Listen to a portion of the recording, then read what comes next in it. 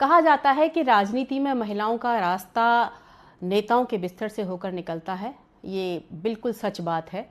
और आज मैं बहुत सारे खुलासे करूंगी, अपने जीवन से रिलेटेड भी करूंगी। और अभी जो मधु किश्वर हैं वो आरोप लगा रही हैं, मोदी नामा जिन्होंने लिखी है, उनकी बायोग्राफी लिखी है। जो जिसकी बायोग्राफी लिखता है तो उसकी पर्सनल लाइफ के बारे में, उसके अंदर तक बहुत सारी चीज़ों के बारे में उसको पता होता है। तो आज वो इस बात को खुलासे कर रही हैं कि ऐसा है, तो मैं समझती हूँ कुछ न कुछ सच ही होगा उसमें, गलत तो वो नहीं बोलेंगी। और उनके साहस को भी प्रणाम करती हूँ कि इतना बड़ा साहस उन्होंने किया। पर पता नहीं वो इतनी लेट क्यों बता रही हैं, कोई मजबूरी रही होगी उनकी। मैं 2009-10 में जब अपने स्कूल और कॉलेज चलाया करती थी, तो जब कभी सिटी में कोई प्रोग्राम होता था, कोई आया है, तो मुझे वक्ता के तौर पर लेक्चर देने के लिए बुलाया जाता था। एक बार महिला दिवस का कार्यक्रम था, मंत्री भी आए हुए थे और मुझे मुख्य वक्ता के तौर पर वहाँ बुलाया था। मैं वहाँ गई, मैंने अपना लेक्चर दिया।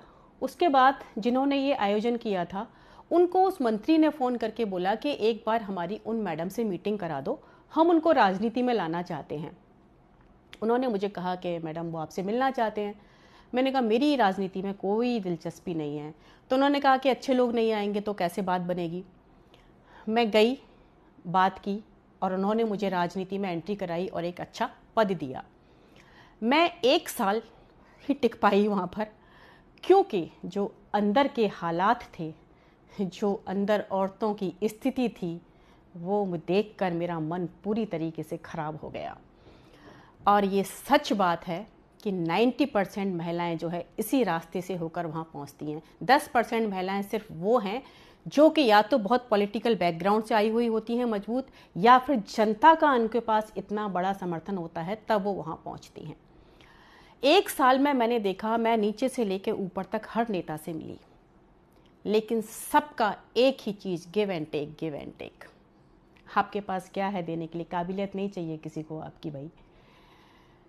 महिला पार्टी ऑफिस में एक बार 2 महिलाएं बात कर रही हैं, दोनों पार्षद हैं। एक को टिकट दे दिया, दूसरे को नहीं दिया। जिसको नहीं दिया वो कह रही है कि और क्या करूं, सब तो कपड़े खोल दिए, सब तो दे दिया, फिर भी टिकट नहीं दी।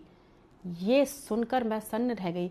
हमने कहा कि आप इस बलबूते पर राजनीति में आएंगी? तो उन्होंने मुझे कहा कि तुम क्या सोचती हो, तुम अपनी काबिलियत के दम पे ऊपर पहुंचोगी? और उनकी बात सच साबित निकली।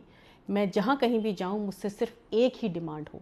हमने कहा ये तो मेरे बस की बात कभी नहीं है भाई, ऐसी राजनीति को प्रणाम करती हूँ भाई, रखो अपने पास। और मैंने 1 साल के बाद वो राजनीति छोड़ दी। लेकिन 1 साल में मैंने बहुत कुछ अंदर गंदगी देखी, और ये हर पार्टी का हाल है, कोई पार्टी दूध की धुली नहीं है। लेकिन ये सच बात है कि जो धर्म ध्वजा का इतना बड़ा काम कर रही है ना, जितनी धर्माधिकारी उतनी बड़ी व्यभिचारी। उनका सिर्फ एक चेहरा है, अंदर बहुत गंदगी है सबके।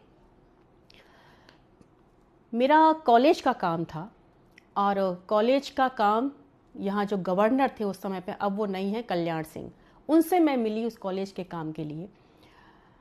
उन्होंने तो सीधा मुझसे एकदम से, जैसे कहते हैं कि ना, ये दो और ये लो। हमने कहा ये क्या तरीका है भाई? और उन्होंने मेरा काम नहीं किया। जब मैंने मना कर दिया कि मैं ये तो नहीं कर पाऊंगी कैसे भी, तो उन्होंने मेरे कॉलेज में 10 कमियां निकाल दी। अब मुझे पता था कि ये नहीं चलने देंगे। आखिरकार मैंने वो कॉलेज बंद कर दिया। तो ये यहाँ की एक सड़ी हुई राजनीति का हिस्सा है। लेकिन मैं फिर भी उन महिलाओं से ये कहूँगी कि भाई, आप इतनी महत्वाकांक्षी कैसे हो सकती हो कि आपके पास जो अपनी सबसे अनमोल चीज़ होती है, आप उसी को दांव पर लगा देती हो। यहाँ सारे पुरुष ही गलत नहीं है कि भाई सारे जो है सारा दोष जो है आदमियों का है, औरतें तो बहुत अच्छी धुली हुई हैं, ऐसा भी नहीं है। क्योंकि औरतें ऐसी हैं तभी वो ऐसा हो रहा है, वो करती हैं ऐसा, कंप्रोमाइज़ करती हैं तभी तो आपको कंप्रोमाइज़ करने की क्या ज़रूरत है? हो रहा है तो ठीक है, नहीं बैठो अपने घर पर। लेकिन ये सच है, 90% के साथ, महिलाओं के साथ यही हो रहा है। अभी और खुलासे होंगे इस चीज़ पर, तो आगे चीज़ें आएंगी।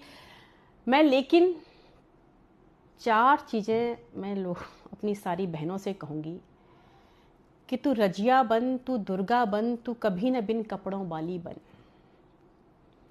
तेरे बदन पे मरते लोग, तू उस बदन की रखवाली बन। तू हर घर की इज्जत और आन है, तू नहीं अय्याश मर्दों की शान है। तू पैसे पर मत नाच, तू पैसा बरसाने वाली देवी बन।